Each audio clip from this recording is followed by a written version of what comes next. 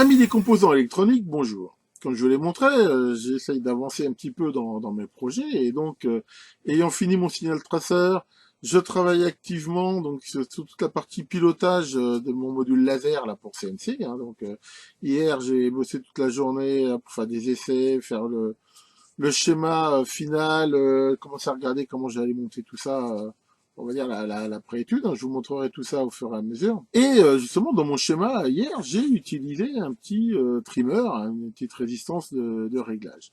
J'ai fait il y a quelque temps une vidéo pour vous expliquer justement un petit peu les bonnes pratiques en matière de réglage, hein, d'ajustement dans les circuits. Vidéo où je vous disais que la meilleure chose c'était d'éviter d'en avoir, mais on peut pas toujours le faire. Et je me suis dit tiens, allez ce matin là, dimanche, je vais en profiter pour vous montrer un petit peu différents modèles comme ça de résistance ajustable, et aussi après un petit peu les différents paramètres qui existent. Hein. J'ai trouvé une doc où vous allez voir que pour un composant comme ça qui a l'air vraiment très simple, comme toute chose, c'est pas forcément si simple que ça, et que dans certains cas, il y a des paramètres à prendre en compte. Alors, regardons ça. Je vais vous montrer justement, tiens, quelques types un peu courants de trimmers. Alors déjà, on va commencer par les vieux. Ça, c'est ma boîte de vieux trimmers, de ceux qu'a priori j'utilise quasiment jamais, mais que je garde pour réparation ou nostalgie ou pour faire des vidéos. Alors, dans les plus vieux qu'il y a, on peut encore remonter encore plus vieux hein, dans les vieilles radios et tout, mais on trouve beaucoup ce genre de modèle. Hein. Ça, il y avait énormément ça. Donc là, on voit que c'est un support ici en bakélite, sur lequel est imprimée une piste ici carbone, et ce système ici embouti, et qui permet là de régler ici ce curseur. Bon, alors ça, honnêtement, ça a été vachement utilisé, mais enfin, c'est pas très stable. Hein. Déjà, sur un support bakélite hein, qui est très sensible à l'humidité, à la température, donc c'est pas super stable, c'est pas très solide mécaniquement. En plus, on voit que c'est pas protégé, donc ça peut facilement prendre la poussière. Alors bon, il y avait différentes après variations de ces trucs-là. Là, on voit que c'est des modèles assez grands. Ici, on en a des plus petits, des choses comme ça. Bon, honnêtement, je dis pas, hein, enfin, je veux dire, j'en ai utilisé plein hein, de ces trucs-là dans le temps, mais honnêtement, c'est quand même pas top au niveau qualité. On trouve ici ces variations, alors ça rappellera bon, sans doute des souvenirs à ceux qui ont réparé ou fait des télécouleurs. Il y avait ces modèles-là qui étaient faits pour être tournés ici facilement, hein, mais c'est les mêmes en fait. Mais en même temps, on voit qu'ils avaient des couleurs, ça permettait, là, il y en avait un rouge, je n'ai pas retrouvé le rouge, mais RVB par exemple, de régler ici certains réglages sur les anciennes télécouleurs. Après, il y a eu des modèles quand même un petit peu plus intéressants. Alors, les modèles qui sont bien meilleurs, c'est ces modèles-là, hein, qu'on appelle Cermet, hein, qui sont sur une base ici céramique, et c'est un petit peu comme la résistance de précision, sont beaucoup plus stables et bien plus fiables. En même temps, on voit ici que le système de curseur est mécaniquement bien plus je veux dire, amélioré, ce qui fait que ceux-là sont quand même bien meilleurs au niveau qualité. Hein. Alors, bien sûr, ils coûtent plus cher. Donc il y avait ces modèles-là. Il y avait des modèles aussi comme ça, plus importants, avec la possibilité, on voit ici, d'avoir un capot de protection ici qui se mettait dessus, par exemple, hein, des choses comme ça. Il y a eu toutes ces séries-là, hein, après, alors ça c'est pareil, hein, j'en ai utilisé et on en a vu vraiment à plein d'endroits. Bon, c'est pareil, c'était, on va dire, qualité, on va dire, moyenne, mais ça faisait le job. Après, il y avait des modèles comme ça qui étaient faits pour être réglés, on va dire, sans outils spécifiques. Hein, alors ça, c'était pas mal. Hein, voilà, on voit qu'en fait, il y a déjà une sorte de petit bouton. Donc voilà, alors ça existait en montage, comme beaucoup pour les trimmers, hein, soit fait pour être monté comme ça, verticalement, soit ici, horizontalement. Ici, après, on a ça, tiens, ça c'est des trucs qu'il y avait beaucoup dans le matériel Sony. Ils sont assez bons, ceux-là. C'est plutôt de la bonne qualité. Il y en a des plus petits, ici, voilà. Alors, tous ceux que je vous ai montrés ici, il y a des monotours. Après, il y a tous ceux qui ressemblent un peu à des potentiomètres. Alors, ça, c'est plutôt des trucs de bonne qualité aussi, ça. Hein. Ici, on a ces modèles-là. On a ces trucs-là, par exemple. Et ça, plutôt de la bonne qualité. Bon, Fernis, hein, c'est pareil, c'est une marque très connue et plutôt de bonne qualité de matériel. Donc ça, qui sont ici des sortes de petits mini potentiomètres, mais contrairement à un potentiomètre, il n'y a pas d'axe fait pour être réglé souvent. Après, voilà, on a des modèles ici aussi, tiens, qui sont pas mal. Alors après, il y a les modèles multitours. Alors, quelque chose qui va rappeler sans doute beaucoup de choses à certains anciens, on va dire, eh ben, c'est ce genre de truc. Alors ça, peut-être que les jeunes générations connaissent pas ça, parce qu'ils sont habitués à avoir des télés où il y a plein de chaînes, où pour rechercher les chaînes, eh ben, on fait rechercher, et puis automatiquement, pof, tout trouve, voire maintenant sur Internet, il n'y a même pas besoin de faire ça. Mais dans le temps, les télés, hein, il y avait des tuneurs. Et donc pour recevoir chaque chaîne, un tuner c'est comme un récepteur radio. Au tout début, les télés, il fallait régler pour chaque chaîne. On va dire qu'au début, il n'y en avait qu'une, c'était assez facile. Mais après, très vite, c'est pas devenu pratique. Hein. Donc on a voulu mémoriser un peu toutes les chaînes, donc les stations quelque part. Donc il y a eu des systèmes mécaniques. Mais déjà, un progrès qui avait été fait, c'est grâce à des diodes varicap, de pouvoir choisir l'accord sur la fréquence qu'on voulait recevoir grâce en fait à une tension, hein, une tension qui pilote une diode varicap, qui est une diode dont la capacité varie en fonction de la tension, et avec un sélecteur qui permettait de choisir les chaînes, et ben on choisissait entre X tensions présélectionnées et qu'on réglait comme ça. Donc ça, quand on achetait une nouvelle télé, voilà, on installait ça, et puis on mettait le bouton 1 et on tournait ici le biniou. Voilà, jusqu'à temps qu'on trouve la station. Alors encore celui-là, il se tournait pas mal. Il y en avait ces espèces de petites molettes, là, c'était très très chiant.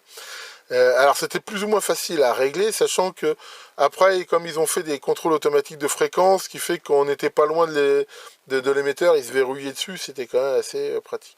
Enfin voilà, donc on retrouvait dans des petites trappes de réglage ce genre de choses, hein, qui sont des potentiomètres, donc quelque part multitours, hein, et assez précis. Alors après, en effet, dans les modèles ici multitour, on a des modèles comme ça, alors ça c'est assez rare, hein, c'est un modèle à fil hein, qui a été fait pour être monté, on voit ici, sur, je sais pas quoi, sur un bord, hein, mais... donc ça c'est des systèmes comme ça, où à l'intérieur, on le voit bien ici, hein, c'est à peu près la même chose à l'intérieur, il y a une vis sans fin, et qui permet ici donc de régler la résistance de façon très précise. On retrouve ici un modèle assez grand, sachant que les modèles les plus courants qu'on trouve après, c'est ce genre de choses. Voilà, donc ça c'est des trimmers. Alors pour les tourner, on utilise un tournevis, mais alors l'idéal c'est quand même d'utiliser ce genre de petits trimmers. On voit qu'ils ont une sorte de bord, ce qui permet de bien se verrouiller ici dans le réglage, et ça permet de les tourner comme ça assez facilement. Bon, il y a aussi de l'autre côté là un réglage comme ça. Ça, c'est vraiment un outil super pratique. Alors, bien sûr, l'inconvénient de ces trucs-là, c'est que quand on voit pas où on en est dans le réglage, c'est-à-dire quand on est au bout, eh ben, soit on le sait pas, soit des fois ça fait un petit tic-tic, des fois on le sent, mais c'est rare. Donc ça, c'est ça qui est relativement embêtant. Alors, là, il y a eu des fabricants qui ont eu l'idée géniale de faire des modèles transparents. Donc là, c'est vraiment bien sympa, parce qu'on voit où est le curseur, et là, pour le coup, voilà, on voit que quand on le bouge, voilà, on voit très bien si on arrive en butée ou pas. Donc ça, c'est plutôt sympa. Après, des modèles qu'on va trouver énormément, c'est ce genre de choses là. Ici, alors ça existe en montage, pareil, horizontal, vertical. Alors ça, on en trouve plein aussi en Chine. Alors ils disent que c'est de la marque Bourne, ce qui est plutôt une bonne marque. Maintenant, est-ce qu'il n'y a pas de la contrefaçon? J'en sais trop rien. Enfin bon, moi j'en ai acheté sur Banggood des petits trimmers comme ça, ils font le job. Hein. Voilà, on va retrouver ici le même système de réglage, et pareil, quand on est en butée, on ne le sait pas forcément ici. Et pour finir, hein, dans le monde bien sûr des SMD, hein, ou des composants montés surface, hein, CMS, eh ben, maintenant il y a des modèles CMS, voilà, on en voit ici un exemple là, sur ce petit voltmètre ampèremètre. Donc ça, bien sûr, c'est très petit. Il y en a même des plus petits que ça. Alors l'inconvénient, c'est que c'est généralement assez fragile. Il faut vraiment y aller mollo pour les régler. Et on a vite fait aussi de les péter. Donc il faut faire attention. Enfin, donc ça existe ici en CMS. Alors voilà, bon, il y en a encore plein d'autres modèles, hein, je pense que on pourrait y passer des heures à les montrer, mais enfin, là ça donne un petit aperçu donc de ces systèmes de réglage. Et alors ça peut paraître un composant trivial, on se dit bon voilà, c'est une résistance variable, hein. Comme je vais vous le montrer, hein, j'ai trouvé sur DJK une petite notice ici qui montre un petit peu tous les paramètres qu'il y a à prendre en compte, et on va voir que ils sont quand même assez nombreux, et des fois pas si anodins que ça. Alors voyons cela. Donc voilà ce document que j'ai trouvé, hein, sur DJK. Je pense qu'il est intéressant de le regarder un petit peu rapidement parce que il montre un petit peu tout ce qui concerne un petit peu justement les trims Cermet, et on va voir que enfin, pour un composant qui a l'air trivial comme ça, eh ben il y a pas mal de paramètres qui existent. Alors bon, il y en a sur lesquels, je veux dire, enfin, bien des cas on en a rien à foutre, mais d'autres, je pense que c'est intéressant de savoir que ça existe. Bon, l'overlap, par exemple, bon, je vais pas tous les voir parce qu'il y en a qui sont pas tellement importants. Le rotational live test, c'est en gros combien de fois on peut tourner ce truc-là sans que il change énormément dans ses caractéristiques. Bon, les trimmers, normalement, ils sont pas faits pour être réglés énormément, mais enfin, voilà, ils testent par exemple, là, ils disent qu'ils vont le tester 200 fois dans un sens et dans l'autre, et regarder s'il y a pas trop de changements. Ça, c'est quelque chose qu'il faut savoir. Il y a des trimmers où, en fait, ils ont une butée. C'est comme les potentiomètres. Ça, en gros, c'est quelle est la force maximum qu'on peut appliquer sur la butée sans la péter. Sur les multitours, il y a des débrayages. Hein, il y en a même où justement il y a une sorte de débrayage, mais d'autres où il y en a pas. Bon, c'est pareil. L'idée, c'est pas est-ce que c'est vraiment important de connaître ce truc-là. Non. Ce qu'il faut quand même savoir, c'est qu'il faut pas forcer comme un malade dessus. Mais enfin bon, un fabricant, lui, il va donner tout ce genre de choses. On peut imaginer que ça peut être important dans la mesure où il y a des systèmes automatiques, par exemple, des robots, qui règlent automatiquement les trimmers. Là, il faut savoir, voilà, est-ce qu'il faut mettre un débrayage chose pour pas risquer de les péter. Le operating torque, c'est justement quelle force il faut pour tourner le trimmer. Ça, c'est pareil. Je veux dire, enfin, c'est aussi à voir un peu avec le confort. C'est que si il y en a qui sont trop durs à tourner, ça va pas être facile. Je veux dire, on risque même d'endommager le, on risque même d'endommager le système d'entraînement ou l'outil. Mais s'il tourne trop facilement, il risque même de bouger avec des vibrations ou même d'être difficile à régler. L'angle mécanique, c'est facile à comprendre. Hein, c'est comme les potentiomètres. Hein, c'est de combien à combien on a de plages de réglage, sachant que sur les multitours, c'est aussi combien de tours il y a. Clutch action, un clutch, c'est le mot anglais pour embrayage. C'est justement les trimmers multitours, hein, comme on l'a vu. Comme souvent on voit pas où est la fin, quand on les tourne, souvent il y a justement un petit système d'embrayage, et souvent alors, ça fait un petit bruit, hein, ça fait un petit tic-tic qui permet de savoir qu'on est arrivé au bout, parce que des fois on ne sent même pas au niveau du réglage. Un trimmer, hein, c'est comme un potentiomètre, il a une résistance nominale, ça peut être 10K et autres, et souvent c'est noté sous forme de comme les résistances, hein, 10-3 par exemple pour 10K, souvent c'est noté comme ça. Ou alors directement, ça dépend des modèles. Donc la résistance nominale, c'est celle qui est entre, je veux dire, c'est comme un potentiomètre, hein, entre les deux broches et l'autre étant le curseur. Bon, ici, par exemple, on voit sur quelle force il faut appliquer sur un SMD pour qu'il puisse se décoller. Ça, c'est quelque chose d'important, le maximum input voltage. C'est un peu comme la résistance. Quelle tension on peut mettre aux bornes sans que il y ait d'arc qui se fasse ou de dégradation. Alors ça peut paraître, enfin un truc généralement on le sait pas, mais enfin quand on prend des trimmers, il y a des trimmers spéciaux pour les hautes voltages. C'était surtout le cas dans le temps, par exemple pour tout ce qui était télé, tube cathodique et tout ça. Ça, faut éventuellement y faire attention dans certains cas. Le courant max, pareil, on peut pas faire passer n'importe quel courant dans le whipper, hein, c'est le curseur. Et ça peut les détruire, hein, ça peut les faire fumer, voire ça m'est arrivé d'en bousiller comme ça. Surtout quand on a des valeurs qui arrivent près du zéro, et surtout sur des faibles valeurs. Par exemple, imaginons un trimmer de 100 ohms. Quand on va arriver le curseur très très près d'une des bornes, la résistance va devenir très faible, et si on fait pas gaffe, on peut passer dedans un courant qui le détruise. Normalement, la conception fait qu'on n'arrive jamais à ce courant max. Alors Cermet, on en a parlé, hein, Cermet, donc c'est une technologie qui permet en gros de mettre sur un substrat en céramique, hein, qui est très stable avec la température, quelque chose de très dur, qui bouge pas, et ben après, avec différents systèmes, en fait, de diffuser dessus là, ils disent par exemple du verre ou du métal précieux, enfin, choses à haute température qui font que ça fait faire quelque chose de très très stable et de très résistant. Le Cermet, c'est bien meilleur en qualité que les trucs qu'on a vus à simple piste carbone qui sont diffusés sur de la bakélite, par exemple, qui sont pas très stables. La N-résistance, typiquement, c'est quand le trimmer arrive au bout d'une des débutées, bah, quelle résistance il y a encore entre le curseur et la butée. Alors normalement c'est censé être zéro, mais c'est pas toujours le cas. Ça dépend des modèles. La résistance de contact, en fait, c'est la résistance parasite quelque part qui vient entre le curseur et la piste. Bon, voilà, alors ils disent comment on peut la calculer et tout ça. On a ensuite la variation de cette résistance. Alors ça, c'est quelque chose d'important, hein, ce CRV. Et d'ailleurs, ils montrent ici comment ils arrivent à le voir. C'est au moment où on bouge le trimmer, eh ben, je veux dire, pour X raisons, hein, pour des raisons mécaniques surtout, hein, il y a un frottement, il y a quelque chose qui fait que bah, la résistance, ça va varier. On le voit ici, par exemple. On voit que quand on bouge tout doucement le curseur, normalement, on devrait avoir une variation, on va dire, linéaire de la résistance. Et ben en fait, non. Hein, si on fait une mesure comme ça là, avec un traceur, et ben on verrait ici ce genre de variation. Alors ça peut être très gênant, parce que bah, ça veut dire que, par exemple, ça va faire des sauts, des parasites quelque part qui peuvent être gênants. Donc ça, il faut essayer de prendre des modèles qui l'ont le moins possible. Ensuite, bah, bien sûr, la stabilité, hein, bah, alors là, il y a différents types de stabilité, hein, c'est pareil, je ne vais pas rentrer dans le détail, mais enfin, on s'attend à ce qu'une fois que ça soit réglé, ça reste stable. Donc, insulation resistance, hein, c'est la résistance d'isolement, hein, bon, ça, on retrouve ça dans plein de choses, hein, j'en ai déjà parlé. En gros, c'est la résistance qu'il y a entre bah, le potentiomètre et le reste, hein, c'est-à-dire le boîtier et tout ça, et normalement, il faut que ça soit le plus haut possible.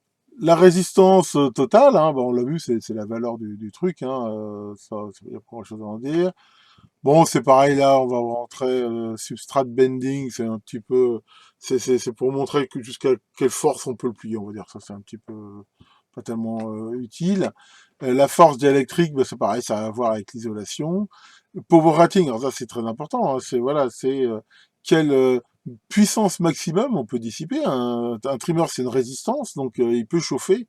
Et ici, on voit que non seulement il y a une puissance max, mais que cette puissance max possible diminue avec la température, comme c'est souvent le cas. Et on voit ici, voilà, la courbe, ce qui fait que si mon truc fonctionne à 95 degrés, par exemple, eh ben, faut que je fasse attention. S'il était donné pour 1 watt, je peux plus lui mettre que 1,5 watt dessus sans endommager.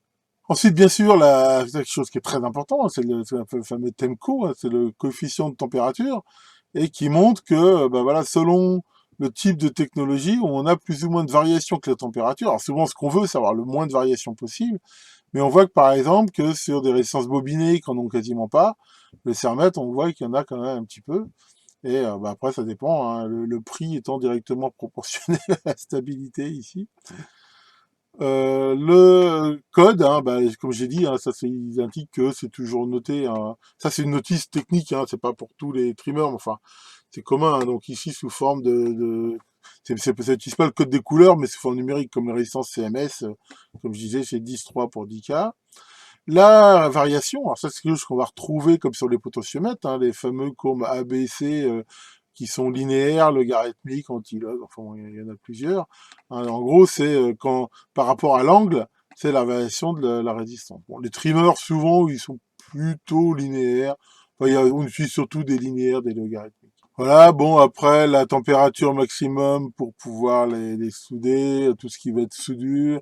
Encore une fois, la force d'adhésion pour les SMD. La résolution. Alors, la résolution, c'est quoi? Ça veut dire qu'en gros, est-ce qu'il y a un angle minimum que je peux bouger sans que la résistance change? Alors, ils disent que par principe, c'est infini. Ça veut dire qu'en gros, même un changement d'angle infiniment petit ferait une infiniment petite variation de résistance. Bon, je suis pas si sûr que ça soit si, enfin, ils disent que c'est infini, donc c'est pas facile à mesurer. Effective electrical angle, alors ça c'est quelque chose qu'on retrouve aussi sur les potentiomètres qui est intéressant. On a vu qu'il y avait un angle max de débattement mécanique, par exemple de 0 à 200 degrés, par exemple. Mais souvent, il y a une partie de cet angle qui n'est pas utilisable, dans le sens où, par exemple, les 1 ou 2 premiers degrés, eh ben, le contact il est en butée, ce qui fait que la résistance elle reste 0, par exemple. Ça veut dire que souvent, la partie utilisable en résistance de la variation, hein, elle est un petit peu plus petite que la variation mécanique. Bon, pour les trimeurs, c'est pas très important. Sur les potentiomètres, des fois, c'est intéressant. CW, alors ça, c'est ce qu'on trouve partout. C'est l'abréviation anglaise de counter clockwise et clockwise. En gros, c'est sens des aiguilles d'horloge et sens inverse. Hein, souvent, on trouve ça dans les procédures d'ajustement, on va dire, tourner full clockwise. Ça veut dire commencer à mettre le réglage à fond dans le sens des aiguilles d'une montre. Bon, là, après, c'est quelques acronymes standards, SMD, hein, concret. Bien voilà, oula, bon, c'est vrai que pour un dimanche matin, toute cette énumération de paramètres, c'est un peu long.